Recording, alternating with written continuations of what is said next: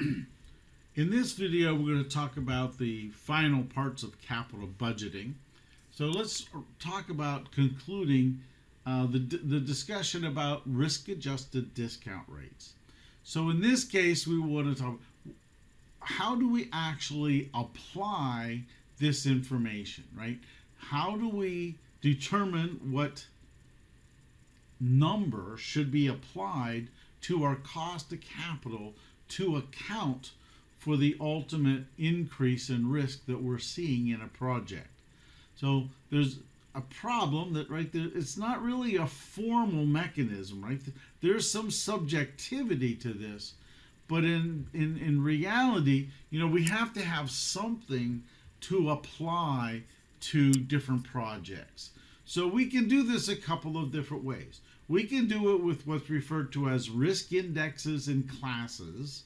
And we could also do this in a subjective way, or it could be more statistical. So one of the statistical ways might be is if we calculate the coefficient of variation is 2.7, and we say that that is in a risk class of 4 or a risk index of 7, then we can, if we're classifying it that way, we can then adjust our cost of financing up or down based on that risk level. So here we have a risk index, right?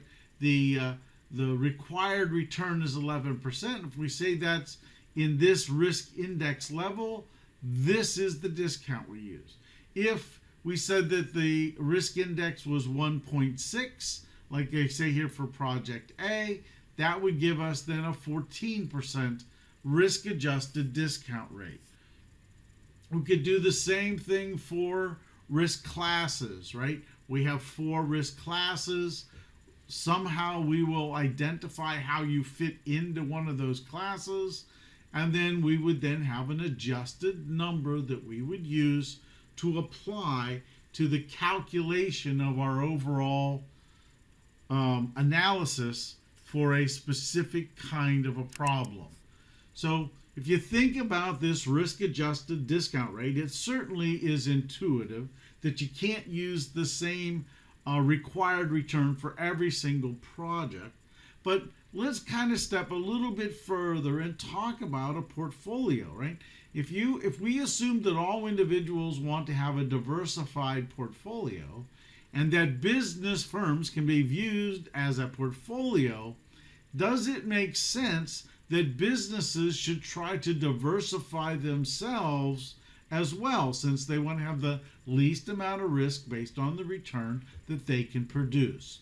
And although that is intuitive, research tells us that it really just doesn't work for a corporation, right? So a firm, the firm's value is not affected by the firm's diversification.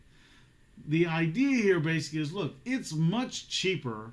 It's much more it's much less expensive for an individual to diversify their portfolio than it is for companies to diversify within themselves, right? So this idea of we have a type of a conglomerate, right?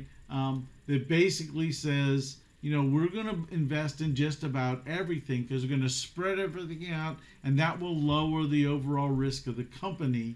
That concept really doesn't pan out in the research. So we have 2 more things to talk about here with respect to capital budgeting, and they're really just little curveballs, if you will, thinking about this process. So the first question we have is, how do we apply capital budgeting techniques when we have very similar products? Maybe they are mutually exclusive, but they have different lifespans, right? Essentially how this works is you might think of a high quality and a low quality product. A low quality product will wear out sooner, probably have more expenses here and there. But the high quality project can last for a very long time and produce revenues for a long time. So how do we adjust and relate the net present values, so we choose the one that's best for our company.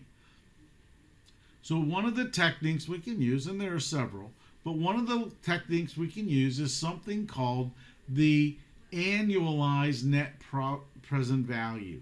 Essentially what this does is it takes the net present value of the project and it assumes that you're going to get that net present value in equal cash flows for the lifespan of the project. So in this case, you see we have two projects.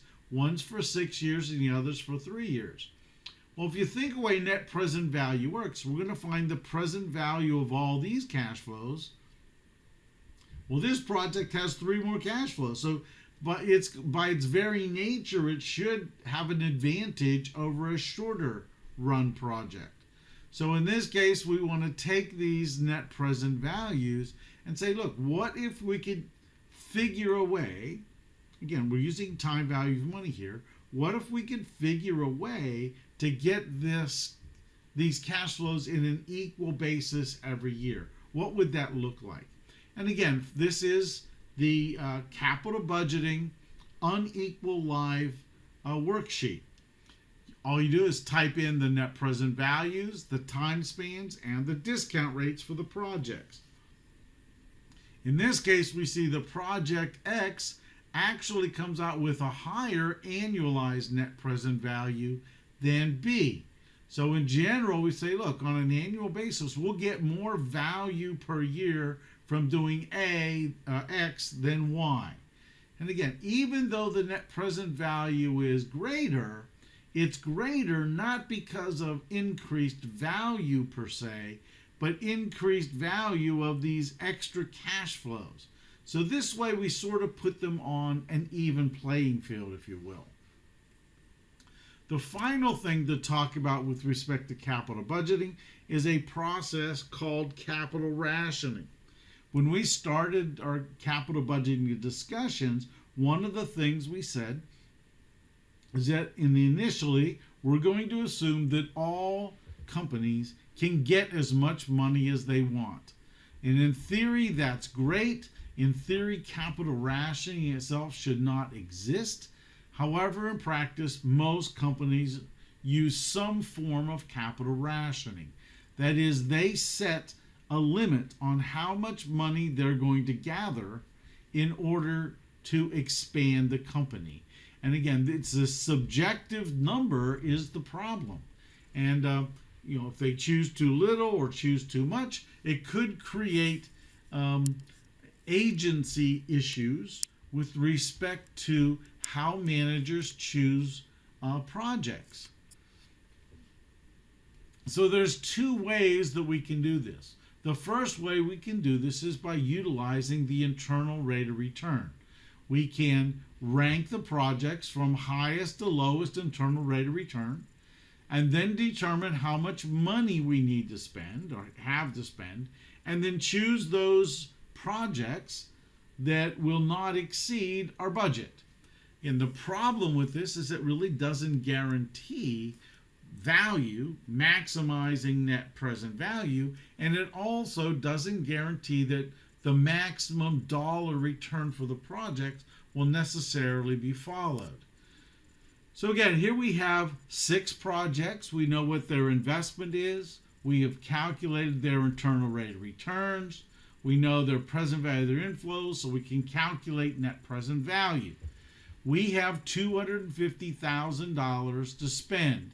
And if you see this, there's roughly, there's 250, 350, there's roughly $460,000 in projects that we could do.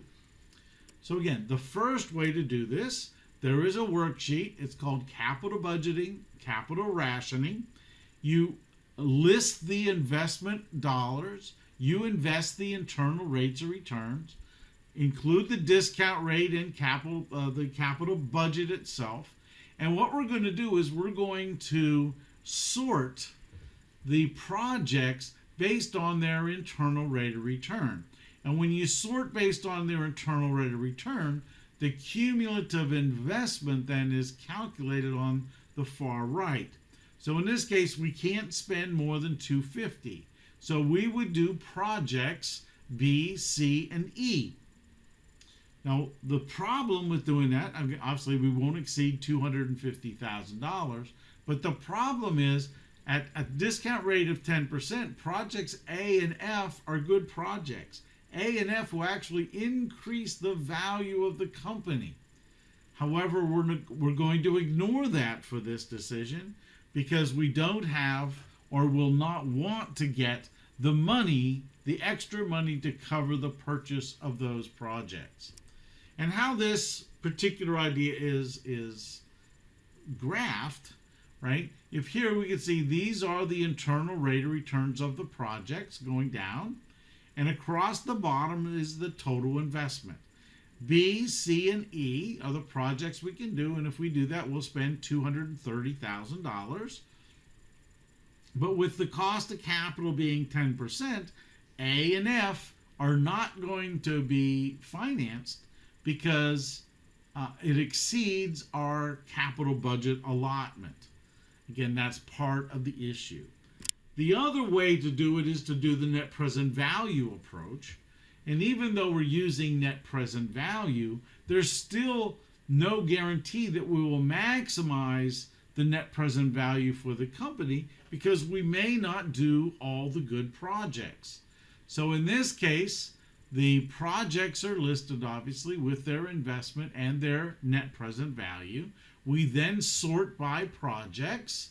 And from this case, we can see we want to do projects C, B, and A. But again, you can also see that E and F are also good net present value projects. We're just not going to do all of the projects that will increase the stock price of the company. So capital rationing it's done frequently. It will not, though, always provide us with an optimal solution with respect to value. So that's the end of the videos on capital budgeting.